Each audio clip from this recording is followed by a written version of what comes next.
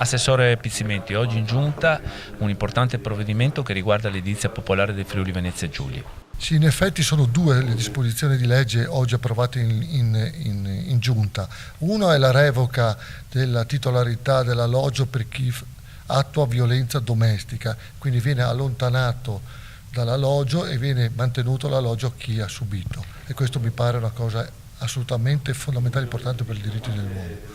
Secondo è che gli stranieri devono documentare la non titolarità di appartamento, comunque casa o alloggi nel paese di origine o di provenienza tramite un certificato vidimato dall'ambasciata. Assessore, nell'ambito comunque di questa rivisitazione delle leggi che riguardano l'edilizia popolare, le novità non si fermano a queste due disposizioni?